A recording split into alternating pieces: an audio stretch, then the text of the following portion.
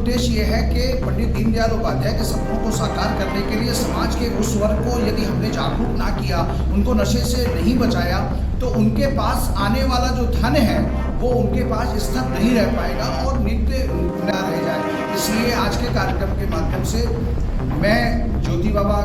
आपके चैनल के माध्यम से सुनने वाले, देखने वाले सभी लोगों से केवल एक ही निवेदन करूंगा, यदि अपने बच्चों को,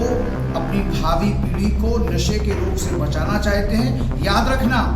लीवर का इलाज है, किडनी का इलाज है, हार्ट का इलाज है, अगर गंजे हो गए तो बाल भी उगाएंगे। लेकिन आपने देखा होगा कि जो लोग नशे और ड्रग्स की अवस्था में गए हैं वो वापस नहीं आ सके हैं, क्योंकि वापस आने का जो रेशियो है वो मात्र 1% है। इसलिए आज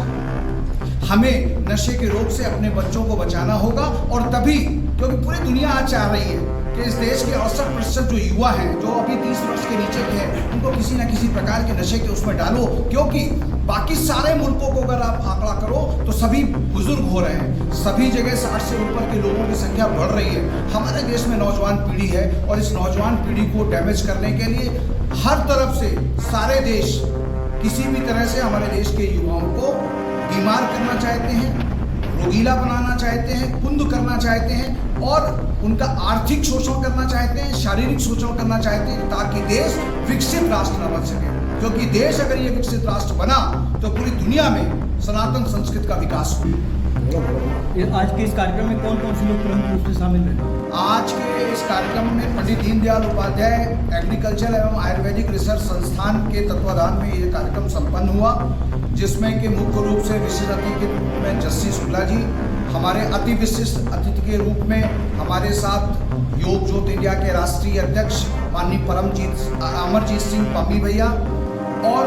हमारे साथ आज के हमारे जो मुख्य अतिथि थे वो केंद्रीय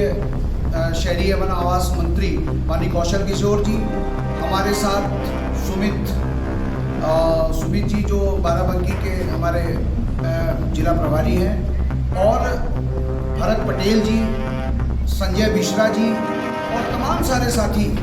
सौरभ जी, तमाम सारे साथी जो आज इस अभियान में अपने को निकल करके लेकर के आए हैं सामने। और सबसे बड़ी बात है,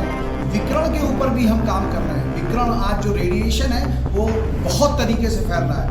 अब जैसे कि अभी आपने देखा होगा कि एक बच्चा जो मोबाइल का, जिसको हम लोग कह रहे थे मोबाइल दे दो तो रो रहा है, शांत हो जाएगा, तो वो पागल हो रहे हैं, क्योंकि उनसे जब मोबाइल छीन लिया जाता है तो वो बच्चा लेट करके वही एक्शन कर रहा है, उसके हाथ में कुछ नहीं है, लेकिन फिर भी वही एक्शन कर रहा है, वैसे ही रो रहा है, वैसे कर रहा है, वैसे बात कर रहा है, वैसे बोल रहा है। इसका मतलब कि वो psychosomatic patient from the beginning से बनते चले जा रहे हैं। प्रश्न ये खड़ा हो रहा है कि इस प्रकार के रेडिएशन बढ़े, और हमारे पास कुपोषण की संख्या भारत सरकार के रिटर्न आंकड़े में 72% है,